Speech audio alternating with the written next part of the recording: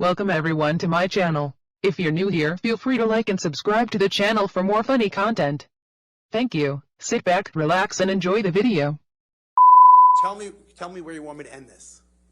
Well, Sir. why don't we talk about what you just testified to? Because I didn't ask you anything about that. I asked you whether, under this rubric, under this principle of medical ethics, have you acted unethically? Yes or no? Okay. Let's start with the easy question then. Maybe we can. That was pretty easy. Go ahead. All right, Doctor, you're going to have to just answer the questions. Okay. Sorry about that. Getting into Diagnosis whatsoever of Mr. Depp, today or ever. Narcissistic trait, in and of itself, is a risk factor for IPV. But you are mischaracterizing what I said. What I said, I'm pretty sure. So let's do that for a minute. Borderline personality disorder is a risk factor for IPV. As part of cluster B traits, yes.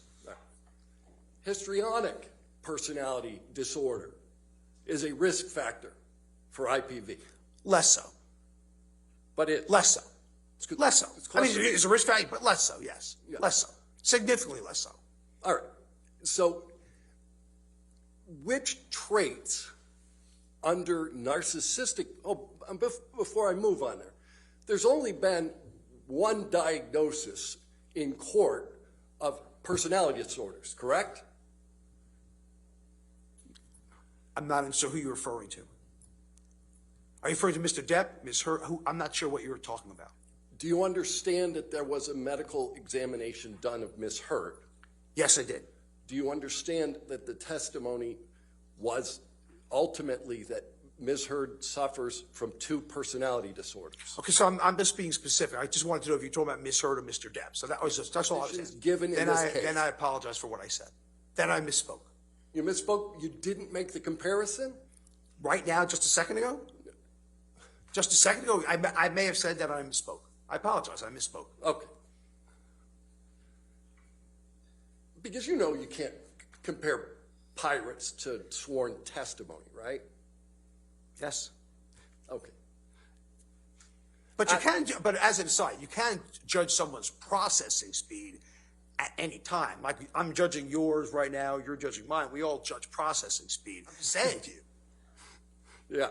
But no, any of Mr. Depp's other portrayals in movies, did that affect your analysis of processing speed? Only I've seen him interact on interviews, and that was it. Right. When he wasn't in movies. Right. But Willy Wonka doesn't matter to you? You made a very kind admission, I think, early on in your deposition, that you're not claiming to be a better actor than Mr. Depp. That's correct, isn't it? 100%. All right. But with respect to acting, you know that actors actually rehearse for their parts and work on the language, diction, timing of their dialogue as part of that rehearsal? I am not an expert in acting. I have no idea what an actor does. Okay.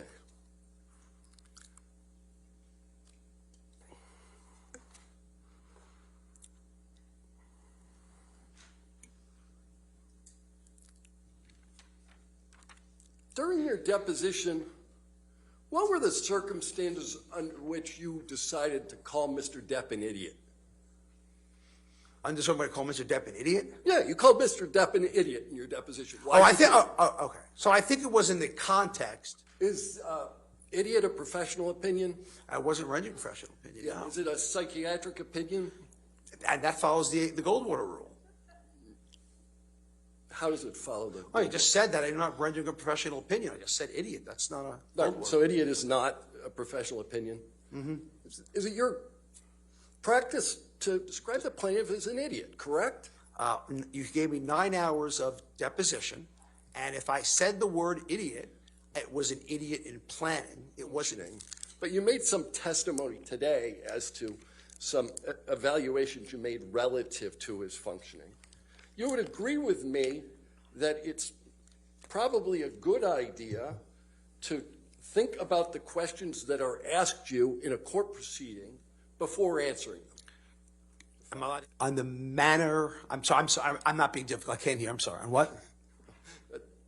I was asking you about the cognitive decline Yes. testimony that you made. Yes. And it was my understanding that at least a portion of that testimony that you rendered was that you derived some evidence of cognitive decline from the way Mr. Depp testified.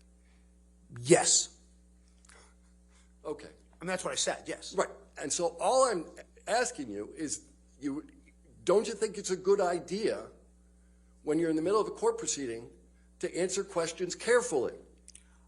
Again, professionally, we diagnose patients with a neurocognitive disorder. You asked me, the important part was what I said. And that was irrefutable. The important part is that he gave the mini mental status exam? Yes, sir. All right. That's Let's a talk cognitive- about the mini mental status exam. Scored on a 30-point scale, right? Yes. All right. And it's an exam that basically is most often used for, what, Alzheimer's, dementia, those kind of testing? It's an exam that tests cognition in all psychiatric illnesses, not just Alzheimer's. It was made for dementia, for Alzheimer's, but is the standard, has been the standard for testing cognition in all psychiatric illness, substance use disorders included. Okay. Now, there is an element of that exam that requires drawing, correct? Yes. So you don't know what drawing Mr. Depp did or whether the drawing should have been fully scored. I wasn't questioning his visual spatial perceptual skills, which is what that does. Right. And you don't know what score Mr. Depp received on the exam. I was very specific. I know 3 words, not remembering at 5. Testified about. And for all you know, that with respect to the exam that you're relying on, Mr. Depp scored 27 out of 30. And that would be telling. Drugs and alcohol, and spent 35 minutes talking about his use of drugs and alcohol. Isn't that right? Oh, I'm agreeing. I thought I agreed with you. I think I agreed. I said that drugs and alcohol can absolutely affect cognition. I'm not. In your testimony to say that he's cognitively impaired. Which is what we do in clinical medicine, sir. Okay.